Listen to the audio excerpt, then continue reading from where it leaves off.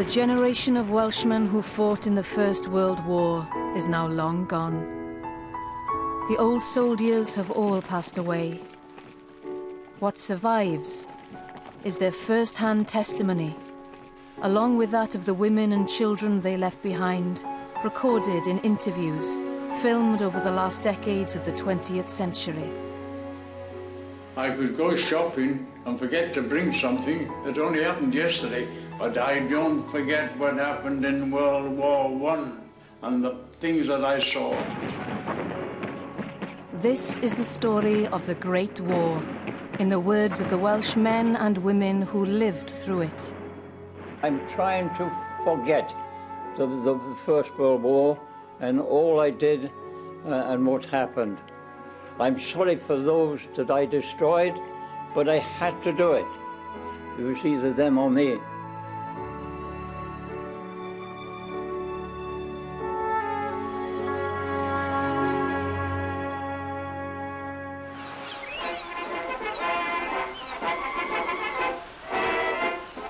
(1914), and the people of Wales were enjoying their August bank holiday.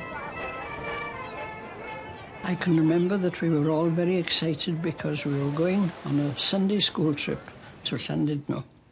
But unfortunately, in the middle of the morning, someone came up from Bethesda railway station to tell my father, who was the minister and organising the trip, that there would be no excursions for anybody because the war had broken out.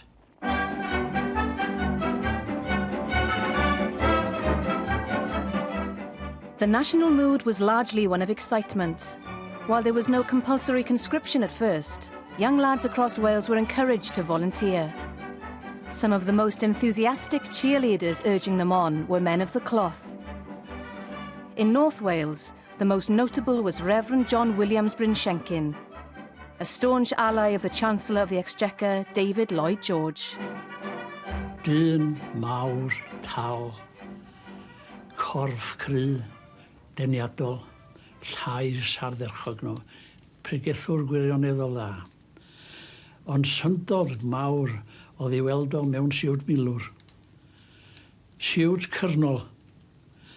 A dyma'r dyn tal yma mewn siwt milwr I fyny i'r pwlpid.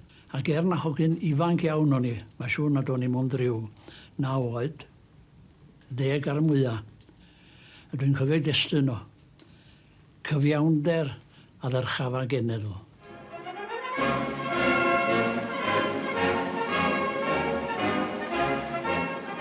Everyone was expected to play their part in the war effort. Well, men who were working on the railways or in the mines, after they finished work, they'd be going out having a drink in the evenings or the afternoon. And of course, being of army age, the women who didn't know them would shout and say, "Why don't you go to the army? Go and fight for your country." They used to come in the pub to hide out of the way sometimes.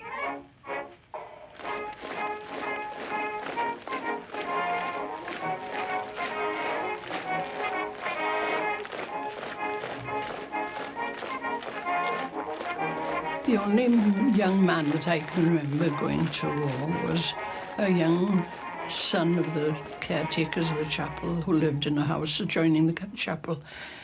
I remember we were skating on a slide in the square in Llanllechid, and he was skating with me and saying that tomorrow I'm going to Wrexham to join up.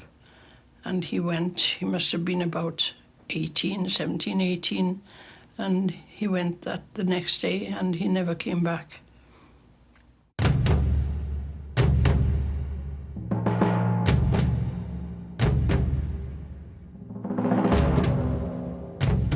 We wanted to fight the Germans.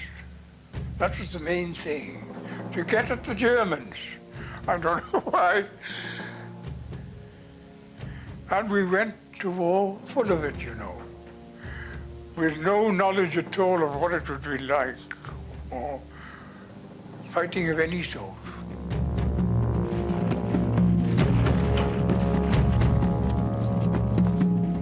We all had the idea in our head that we was fighting a war to end all wars. And that's how we fought so vigorously. I don't know, I don't mean to say we won patriotic, but that was uppermost in our mind, in every one of our mind, the idea that we was fighting a war to end all wars.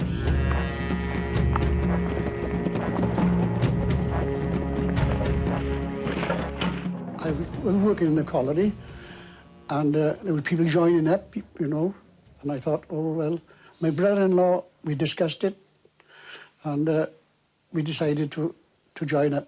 We thought, well, bit of a holiday maybe, you know, that's what we thought. We'd beat the Germans in about 6 months. That's what we thought. He'd gone down to the drill hall to enlist, and we lived near the drill hall in Rumney, and my mother heard of it, and she went down and persuaded and told the instructor that I was underage. So he wouldn't take me on. So it was on a bit longer, a couple of months longer, till beginning of 15, and my mother and me had a bit of a tiff. I said, I'm going to join the army. Don't call me in the morning.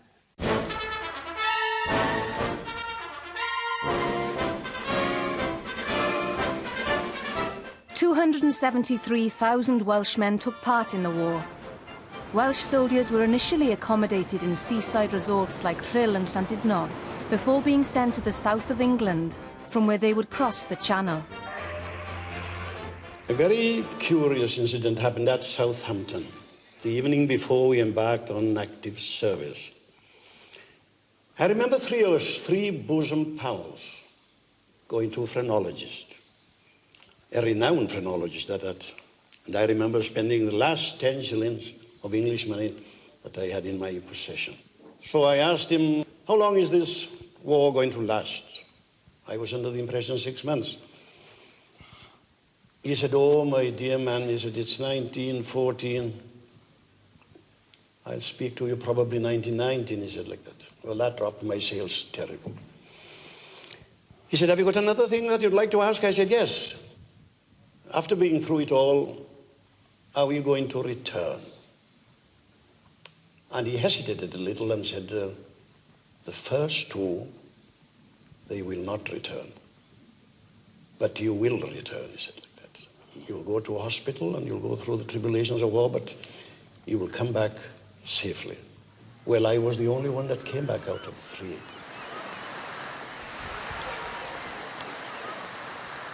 I was billeted in empty houses in Broadstairs, and there were 6 of us in one room.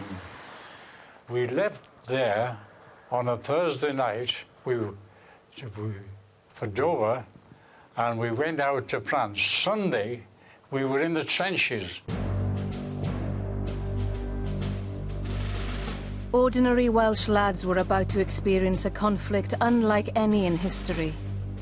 While previous wars had hinged on rapid movement, the First World War quickly became a static engagement. Both sides dug into entrenched positions along a front line that stretched from Belgium down to Switzerland. The battlefield was hundreds of miles long, but often just a few hundred yards wide.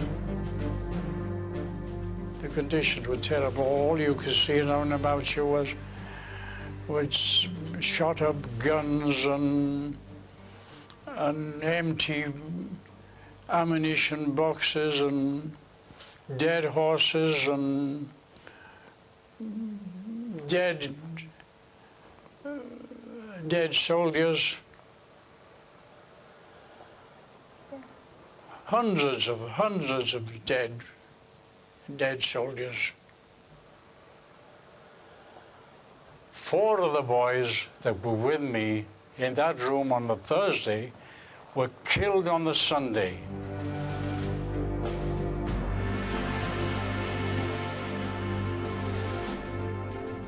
Ivan Griffith, who hailed from a village called Paradise in Anglesey, recalled the hell of living in the constant shadow of death. Roedd y sneipars, da chi'n gweld, o gwmpas ym mhob man a wyddach chi ar ddu a llwyddan nhw. A dwi'n cofio, dyna nath Nghyfaith i, Seth Thomas o Gargybi. Yn ogyn fach dŵr bymthag oed oedd o, rafygus. Ac yn meddwl was o'n gwneud drwy hwyl, mae'n debyg fawr o feddwl am y sneipars, da chi'n gweld. A'r hen Jerry yn anfon dipyn o shells drosodd, dipyn o dwrw, a be nath o'n neidio ar y fire step fel hyn, a gweiddi dros y top, da chi'n gweld. Hei, hei, no, beth yw'r twrw mawr a chi mo'n lladd rwy'n y diawlad gwirion.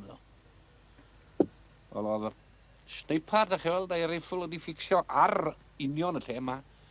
Gafodd Seth fwled yn fanna, yn ei dalcen y fanna. A ddian ddim wedi bod yma ddim gwerth o amser. Yn gafodd o hi.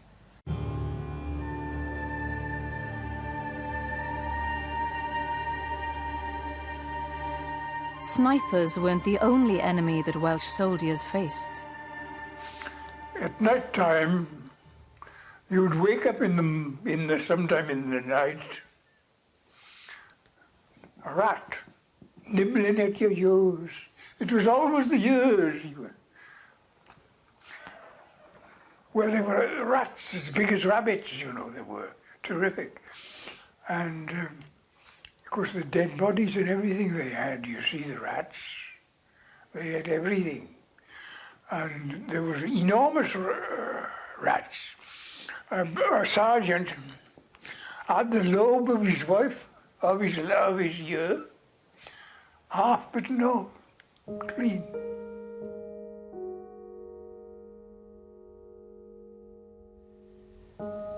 Wel, mae le ofnadwy, cofiwch, mae rhyw fan brofetach yn poeni pawb yma. Pobl wedi bod yma tro dwytha, wedi mynd o yma, wedi gadael y pryfaid ar ei gola. Chitha'n dod yma, wedyn dipyn o bryfaid gynnwch chi'n barod ac ar rhagor wedi chi ddod yma. A fydda hi'n amser nenwedig yn y dydd. A'r hael yn boeth. A'r hen deulu yn symud mwy na'n garfar. A beth diddorol ydych chi weld rhyw hanner dwsin o hogiau'n eista yn un rhes ar y fire step. Wedi tynnu'r crysa a'r trosa ywyd yn amal iawn. A gwthi hi'n lladd y llai mae rhwng y gwynaf fel yna.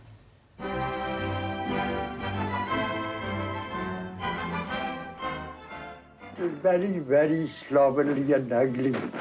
There were no meals, no nothing regular. Everything was on chance. And we were never instructed on what to do or how to do it. We had to find out everything ourselves. Surviving on meagre rations, soldiers valued the food parcels they received from their families back home. My mother used to save from the rations and make a cake and send a parcel to my father, which needed a lot of careful packing because it had to be put in linen because it had to go a long way. And I can remember seeing her writing his name and rank and number in bold letters on the parcel.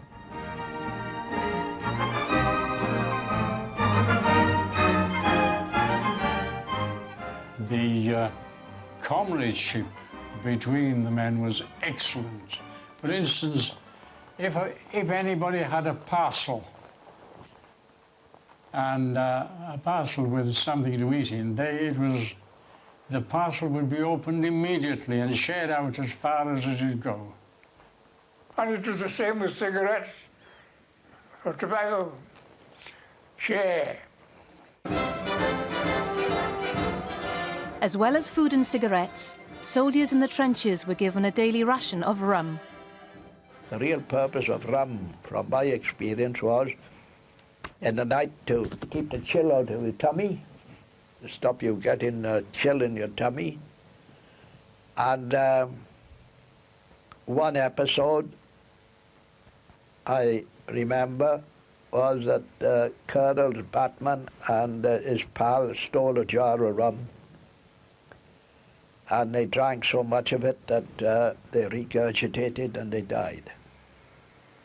I always remember seeing them, they were like marble, white. It could be cruel stuff.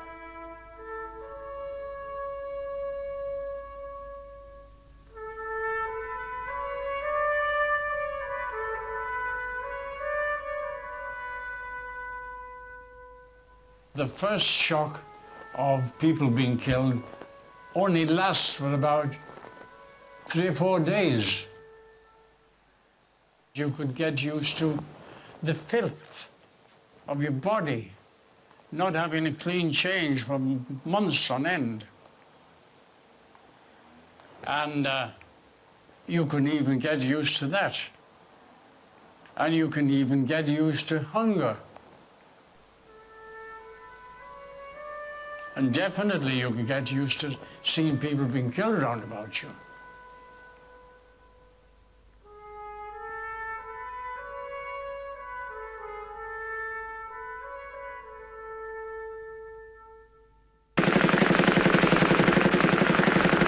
One of my pals, he caught a burst of machine gun bullets in the tummy because he was killed. And I can well remember that seeing he's got webbing equipment and he's badly wounded. I gave him a drink of water, and as he was drinking the water, you could see the water coming out through his intestines.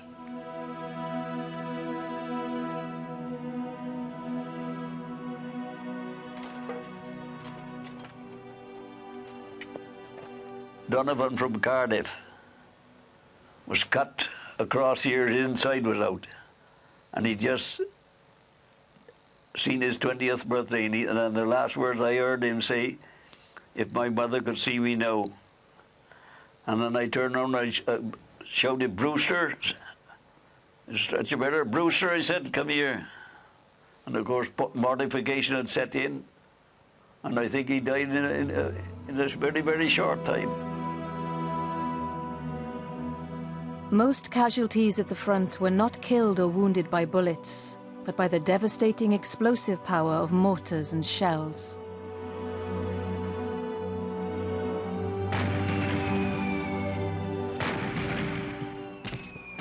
Well, now then, this particular night, we was laying down in this hut, sitting down in our battle order, and 2 shells were dropped outside that hut. I think there were about 28 killed in that hut. And the order was that everybody get out, the sergeant and the officer all out, and I happened to be by with 2 of my friends who were with me in Broadstairs, a fellow called Frank Miller and another one called Alf Hasluck. Alf Hasluck was killed without a murmur, but Frank Miller was badly wounded. I don't know where, because it was in the dark. And when I was ordered out, Frank Miller was hanging on to me, "You're not going to leave me here." And I had to leave him there. I had to leave him there, and he must have died there. But that affected me very much indeed. Losing those 2 fellows affected me. In fact, it affected me all my life.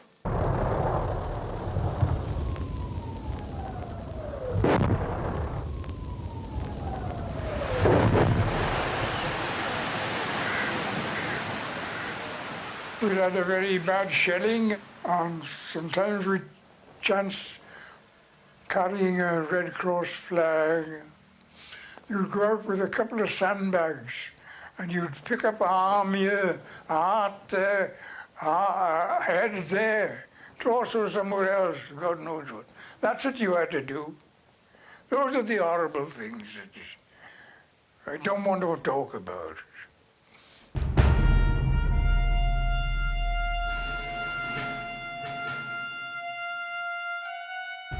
As Welsh soldiers tried to come to terms with the horrific deaths of their friends, their commanding officers were doing all they could to prepare them for the reality of inflicting death upon the enemy. Well, Major Philgate said, you go, I kill them, give them in the heart, in the belly, in the groin. Make sure it's your enemy. Make sure of it. It's your enemy. And make sure of it. It's your enemy. And come back, he said. Come back.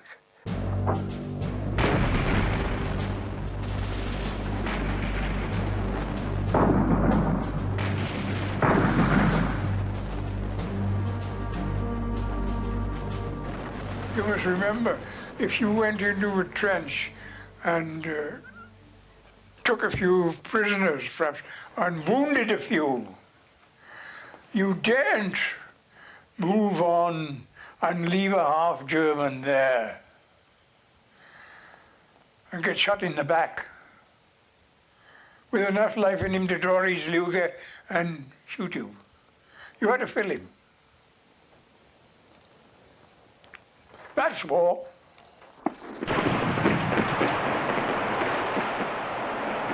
They were shouting, "Mercy, comrade." One of our blokes had a Moses bomb, pulled the pin out, threw it down, bump, bump, bump, down the steps, exploded, and silence. It killed every one of them. Every one of the Germans there that was down that dugout then was killed. I got to kill. I got to kill. Our officers behind us, if you won't do it, we'll get it yourself. And I got to kill here. I don't know how many, lots of them for 3 hours. Yes, he did. I killed a lot. I got to do it. I got to be a murderer.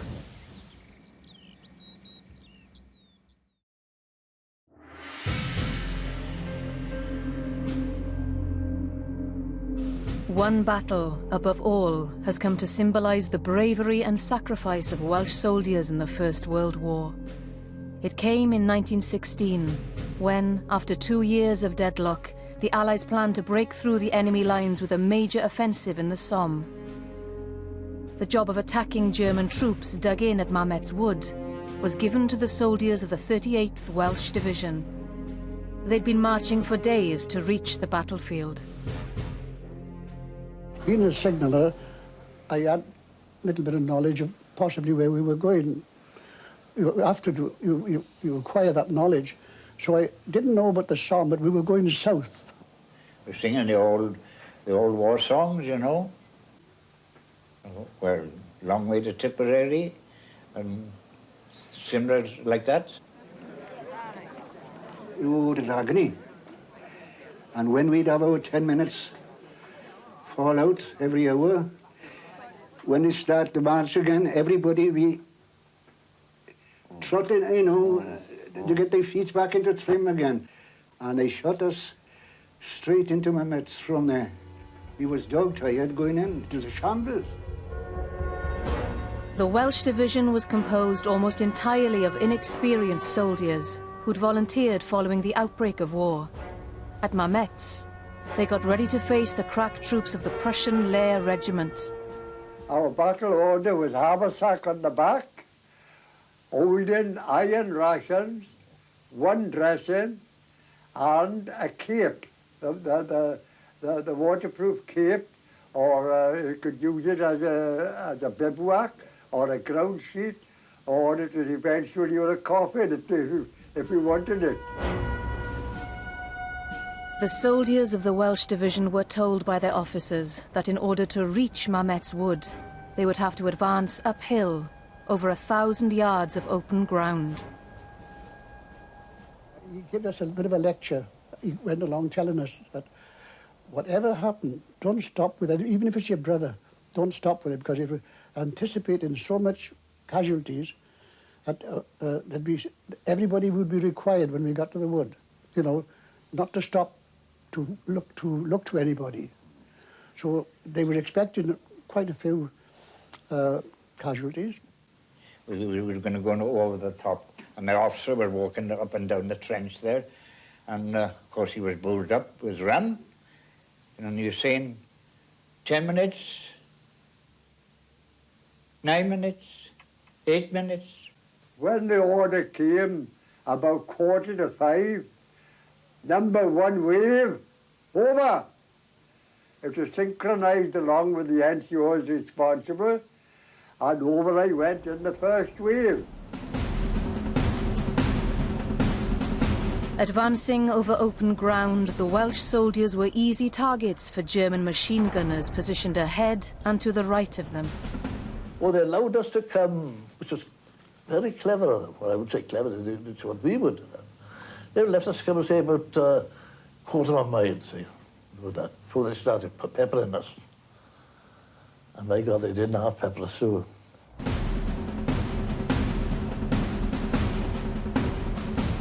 I remember one man, he was an old rugby international forward, Company Sergeant Major Dick Thomas from Mountain Ash. He was a Company Sergeant Major in the Cardiff City Battalion.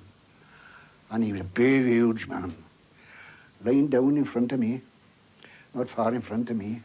And he got up on his knees, on two hands, you know, and knees on the ground, and went down, head down to the ground, killed like that, just in front of me. And I hid behind him all day.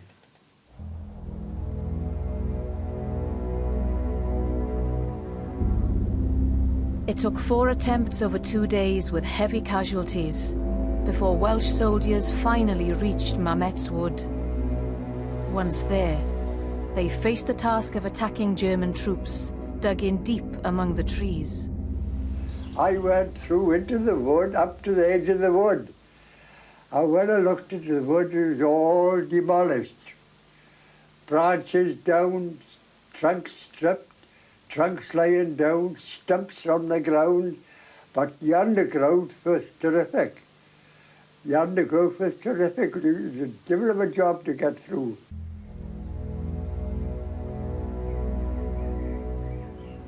Five of the 7 battalions attacking the woods had lost commanding officers, which only complicated the already difficult task of clearing the wood of enemy troops. They wouldn't stand and fight. They'd retreat, and they'd hold. And we would hold a bit. Then our officers would say to attack. Then they'd shove them back a bit further. Oh, I can't describe it. It was, you know, I don't want to describe it anymore.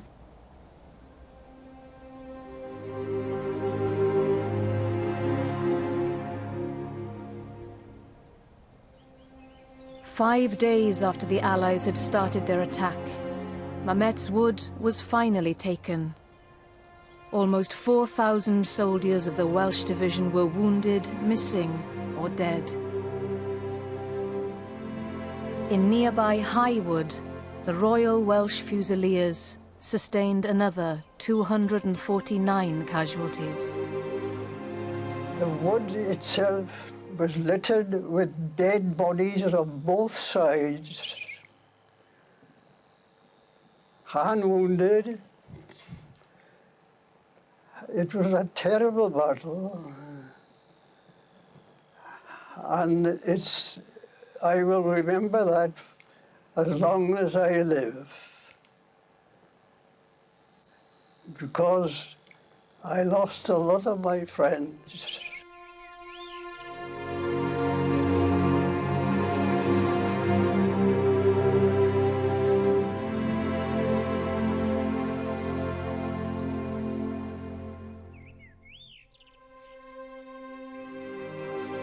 The war was still only at its halfway point.